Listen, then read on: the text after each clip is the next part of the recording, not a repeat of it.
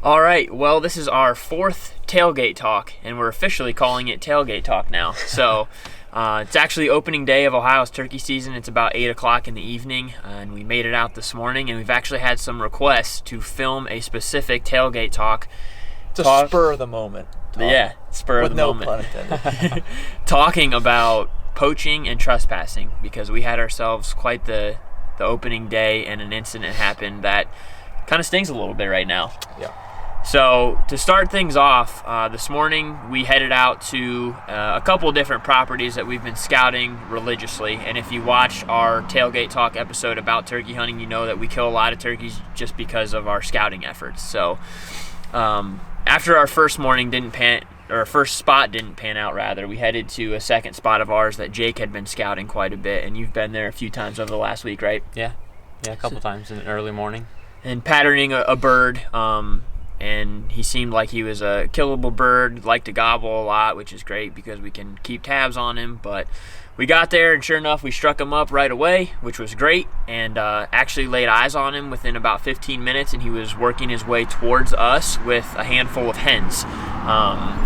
We lost sight of him for probably 2 minutes, and we heard a shot crack off right where he was at. The hens flew over top of us. Now, to give you a backstory, the piece of property that turkey was on is the neighbors. We were hunting our uncle's property, and we know the neighbors that own it very well. They're nice people, they're big hunters, and we know they don't let anybody hunt. So we naturally assumed it was them, and we waited in the corner to congratulate them and, see the bird, obviously. Well, they never came our way, and probably, 15 minutes after that, 10 minutes after that, Probably maybe. 10, yeah. The landowner and his grandson came walking through. I should say it's actually the landowner's brother, but they're, they hunt it together. And like I said, they're great people and friends of ours. So, and we confronted him and talked to him as if, hey, did so-and-so get a turkey? And he was very confused, didn't know what we were talking about, didn't hear a gunshot. Turns out he had just rolled up, and we at that point in time realized that we have a trespassing and a poaching situation on our hands. Yep. So we proceeded into the woods with him to locate, any evidence, really. Yeah. The good news is that we saw the bird. We weren't just going off of random areas where the gobbling was coming from. Yeah. We actually saw where the turkey was at within 2 minutes of the shot. Yeah, So. you sat on the tree where you were watching him when we were set up on the bird, and had me walk ahead to where we last had eyes on him to try to pinpoint, the general area. Because between the time you last saw him and the time of the shot, he couldn't have went more than, I would say, 50 yards tops. Yeah, for sure. Because it was only a minute or two. Especially for sure. strutting with hens. Yeah, he wasn't, moving. Yeah. And after 20 minutes of looking, and that's a needle in a haystack right there, looking for feathers and a 3-inch shotgun shell. Yeah. We found all of the above. I think Easton found the first sign of feathers, and we actually, after we pieced the puzzle together, probably think that's feathers from him walking out with it, because it was only 2 and no blood. Yeah. And then 10 yards away from there was the shotgun shell. Yep. Which was a black shotgun shell. Longbeard XR. So Yep. it's hard to find, but we were able to because of the feathers, which led us to believe that we were within 50 yards of wherever that happened. While we were looking at the shotgun shell, you hollered over to us and said you had found the spot where he had been shot. Scene of the crime. Yeah, blood, feathers, floppage, everything.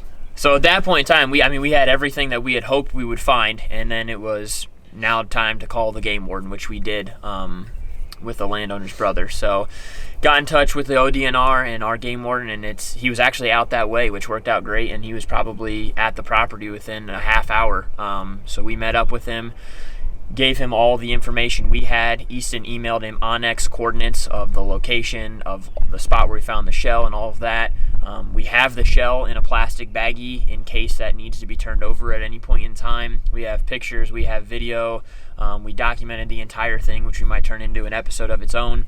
Yeah. And I guess right now we're kind of in a waiting point. I don't know. I think you said this, as time progresses, the odds of him getting caught are less and less, unfortunately. But people talk.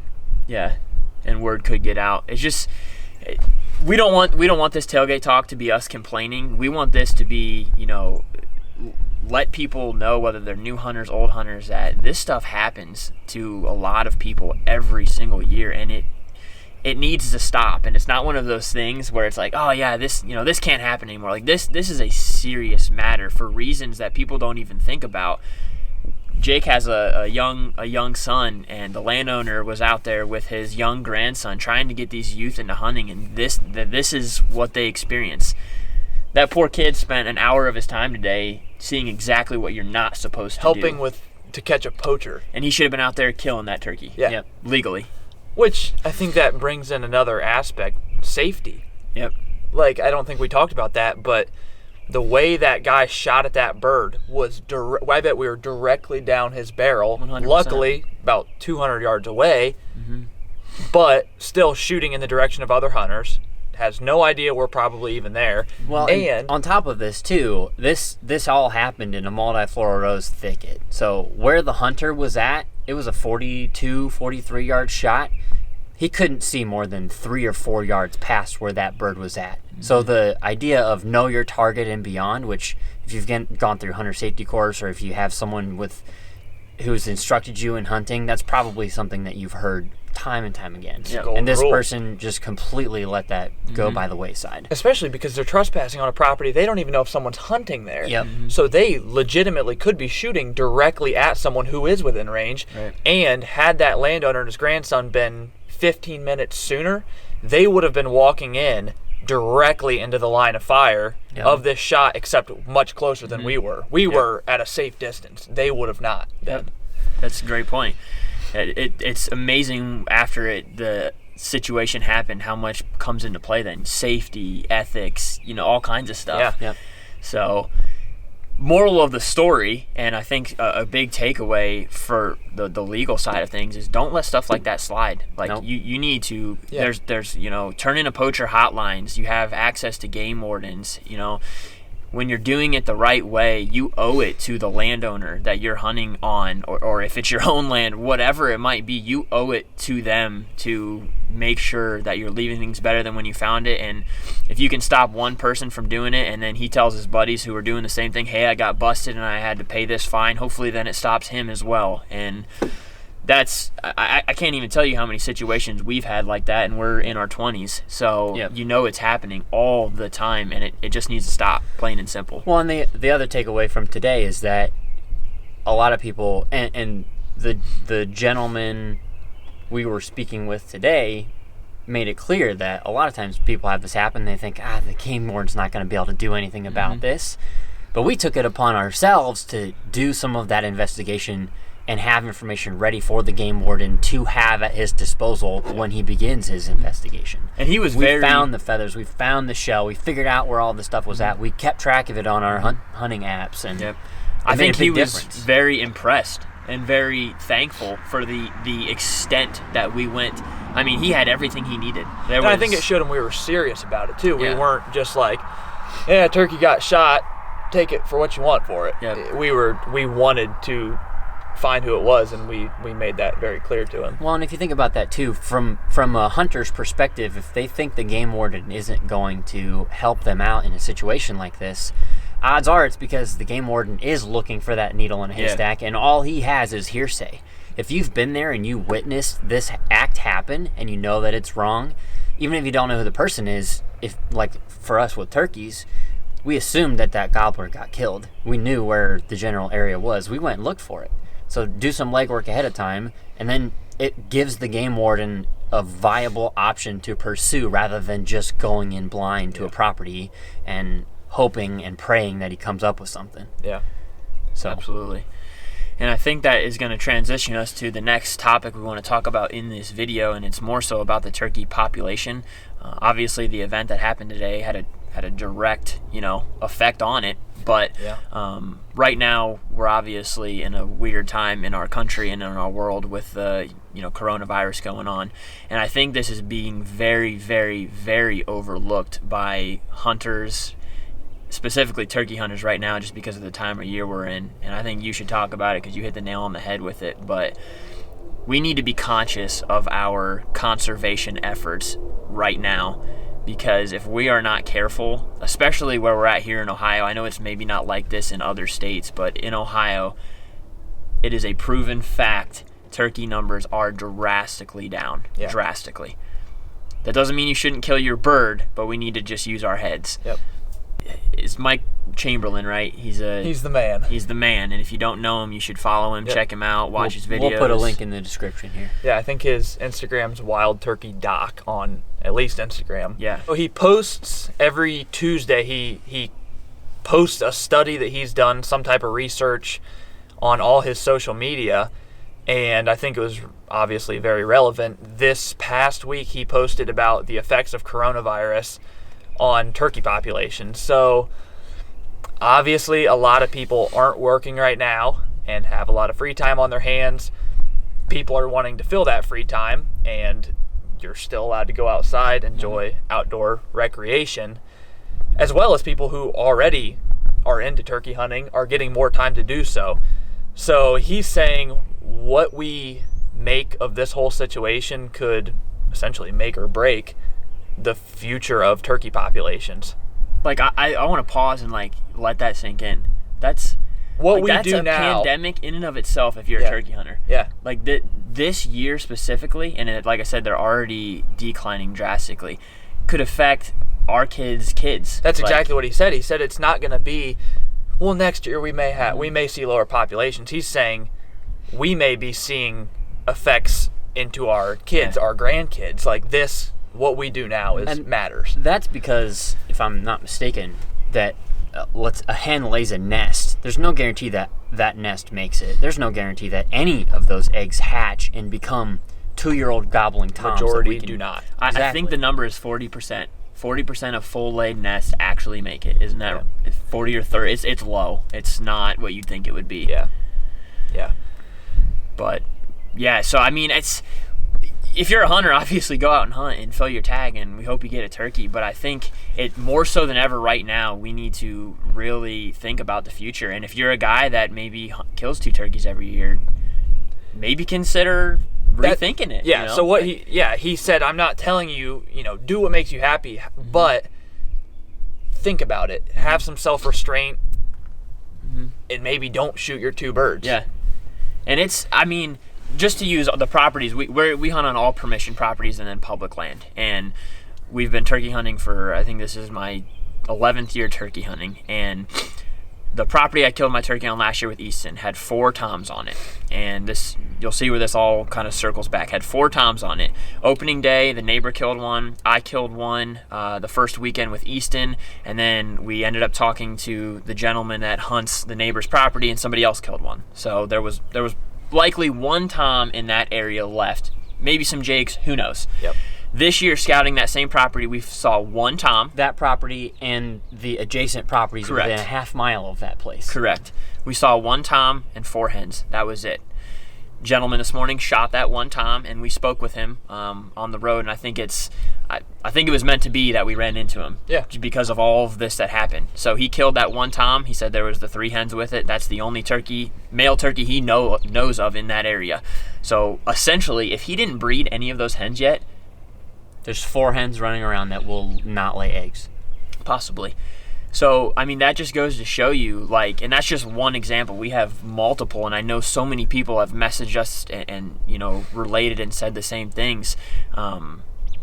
That's one of those situations, and it's tough. I would have shot the turkey also. 100%. Absolutely. I would have shot the turkey. No, it's not a bash on that hunter. Yep. I would do the same. However, 100%. I think we're speaking on populations. Yep. And if you have maybe a property where you're noticing the same things and you're seeing, 2 toms, and you normally would go in and kill 2, for your own sake, you might want to, reconsider that or think about it, or at least help spread the word.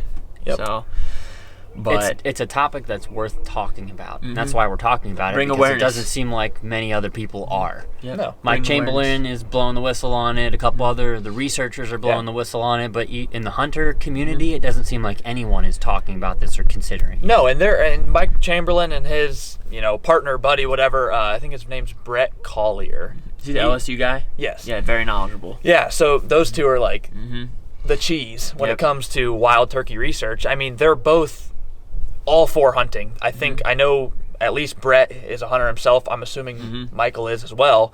They're not saying don't hunt. They're hunters, but they're just saying have some self-restraint and think about these things, which I don't think a lot of hunters do. It seems like hunters always want to be taking, and no one wants to give back. Like, some people are all about habitat management. You're giving back, but you get a lot of guys that they want to shoot the deer, they want to shoot the turkeys, and once they do, they're happy. This is not non-turkey related, but here's a great example of how this mindset is developed. So we know people who do a lot of doe management on their properties because they think, oh, there's too many deer, we got to reduce the doe numbers. Well, then the rut comes around and there are no does on their property, and then they don't have any bucks to chase either. Well, maybe instead of tagging out on your limit of, at the time, 7 deer in Ohio, you should have considered maybe only taking 2 of those does. Just because the state allots you that many tags doesn't mean that in your specific area, on your specific properties, that's what's best. As stewards of the land, which we all are as hunters, it's our job to make those judgment calls for ourselves. Just because the state says you can kill 2 turkeys, it doesn't mean that that's what you should be doing. I think people take that as, that absolutely means I can. I think people need to take the self-responsibility of saying, question that. Is the state right in saying that? I think a lot of states want to put out there, we have a 2-bird bag limit, and it makes us look good. You can come here, non-resident, high dollars. You can shoot 2 birds, but personally, I don't know where they're getting that number. They know more than I do. I'm assuming they have biologists and all this stuff, but in what I've seen, we don't have sustainable populations to afford each hunter shooting 2 birds. And I know they're relying on not every hunter is going to shoot 2 birds, but in a year like this, when a lot of hunters have extra spare time and don't need to take vacation and are going to be able to hunt every morning for the next 2-3 weeks, there's a lot of people who don't normally tag 2 birds that are going to try to tag 2 birds this year when the population is already declining, and it's going to affect it the most. I think it's interesting too. Nick and I were just in Michigan. We went into it thinking Michigan, we were going to go up there. Flat farm country. No birds. Similar to this, and there would be no birds. We went up there and were completely blown away. Proven wrong. There's birds all over the place, and they have a 1-bird bag limit. But more birds than we'll ever see here. We were in a woodlot smaller than all of the woodlots we hunt here in Ohio, and it was stacked with 7 toms. 6 or toms. 7, yeah. Just screaming their heads off. Never seen that in here. So I think I challenge everybody to think outside the box. We are by no means biologists. We are students, and we have a platform that allows us to hopefully spread, the word and help people. But I would be very confident in saying, and I hope so at least, that is going to have to change in Ohio within the next 5 years. It'll have to. And that just proves we are hunters who love to shoot turkeys. We love to hunt them, everything. We love to see them. And we're saying, lower the bag limit. I don't need 2. Because I love the thing so damn much that I don't want to not see them.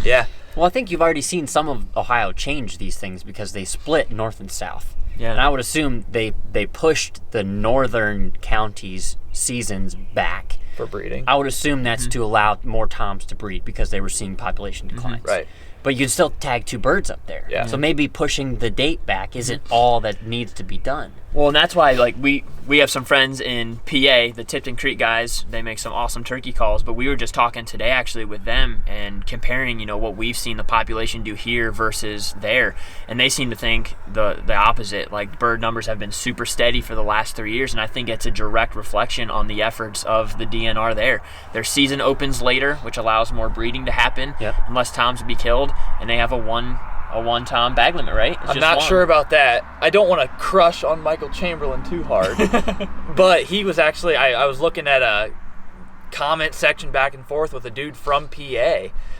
And the guy and him were talking, and Michael Chamberlain actually kind of complimented them and said PA does a very, very good job of regulating their season and bag limits. And he said their season, I think, is still a week and a half-ish out from now.